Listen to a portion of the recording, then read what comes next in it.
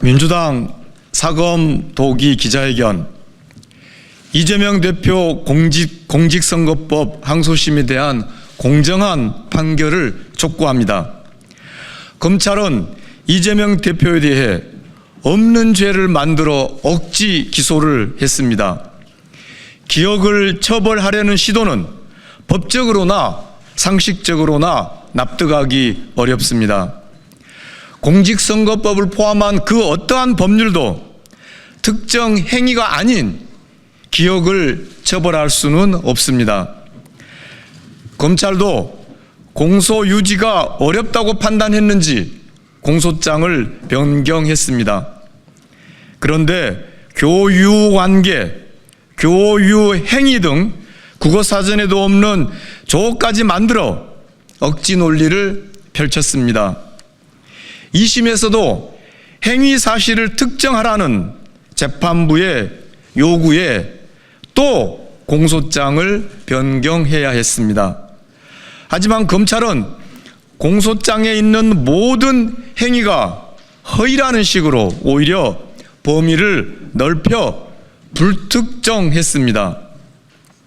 검찰은 이재명 대표가 하지 않은 발언을 자의적으로 해석해 마치 거짓말을 한 것처럼 조작했습니다. 백현동 사업과 관련해서는 객관적인 증거에도 불구하고 발언 내용을 왜곡하여 허위 발언으로 몰아갔습니다. 1심과 2심 모두 양형 기준상 최고형인 징역 2년을 구형했습니다. 1심 판결의 문제점. 1심 재판부는 기억을 처벌하는 판결을 하지는 않았지만 골프와 백현동 관련한 검찰의 왜곡된 주장을 받아들여 허위사실 공표죄에 해당한다며 징역 1년에 집행유예 2년을 선고했습니다. 그러나 이 판결은 여러 가지 측면에서 문제가 있습니다. 먼저 조작된 사진을 근거로 한 골프 관련 판결입니다. 2021년 국힘 박수영 의원은 이재명 대표가 출장 중 일행 10명이 찍은 사진을 4명이 한 팀으로 골프를 친 사진인 것처럼 조작해 SNS에 게시했습니다. 이에 대해 이재명 대표는 언론 인터뷰에서 국힘에서 4명이 골프를 친 것처럼 사진을 공개했는데 확인해 보니 단체 사진 중 일부를 떼어내 조작한 거죠 라고 설명했습니다. 이재명 대표는 사진 조작에 대해 언급하였을 뿐 김문기 씨와 골프를 치지 않았다고 말한 적이 없습니다. 그러나 검찰은 골프를 함께 쳤으면서 치지 않았다고 발언을 왜곡했고 1심 재판부 역시 이러한 확장 해석을 받아들여 유죄를 선고했습니다. 이는 사후적 추론에 따라 발언의 외연을 확장하는 것을 금지한 대법원 판례의 정면으로 위배됩니다. 다음은 맥락을 무시한 백현동 관련 판결입니다. 이재명 대표는 2021년 국정감사에서 성남 시내 5개 공공기관의 지방 이전과 관련한 배경을 설명했습니다. 이 과정에 백현동 부지에 대해서 국토부가 도시계획 변경을 강요했고 이에 대응하기 위해 최소한의 변경만 허용했다고 밝혔습니다. 이재명 대표는 국정감사 답변 전반부에서 당시 성남시에 있던 5개 공공기관의 지방 이전 전체에 관하여 설명했고 후반부에서 그중 백현동 소재 식품연구원 부지에 관하여 설명했습니다.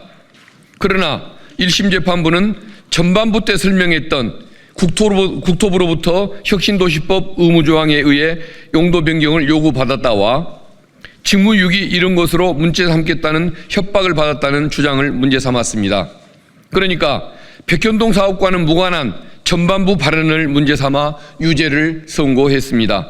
이는 검찰이 별개의 두 이야기를 맥락과 상관없이 짜깁기 하여 조작한 것을 근거로 잘못된 판결을 한 것입니다. 백현동 부지 용도 변경은 박근혜 정부 당시 국토부 강력한 요구에 의해 이루어졌으며 관련 공문만 보더라도 이재명 대표의 발언이 허위가 아니라는 것이 명백합니다. 따라서 공직선거법상 허위사실 공표죄에 해당하지 않습니다.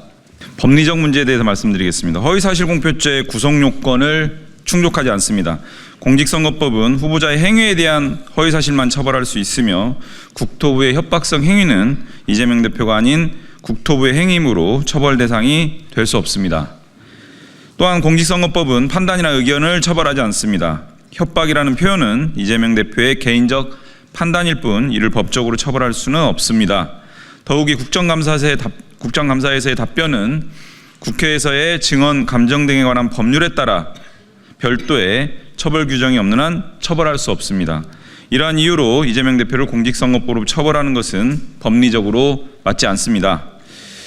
검찰 수사의 불공정성에 대해서 말씀드리겠습니다. 검찰은 공문을 조작하고 참고인의 허위 진술을 유도했으며 조작된 사진을 증거로 제출하는 등 공정성을 상실한 수사를 진행했습니다.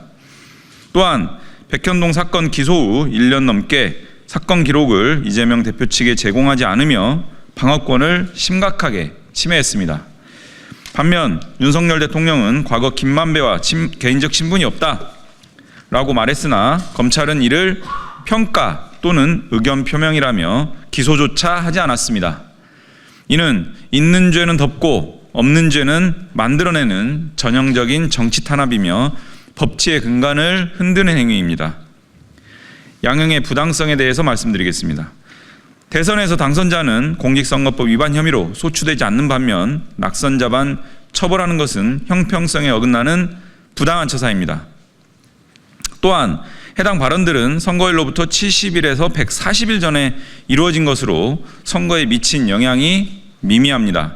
김문기 관련 발언은 유권자 판단에 영향을 미칠 만한 사안이 아니며 백현동 발언은 국정감사장에서 나온 것으로 선거와의 관련성이 없습니다.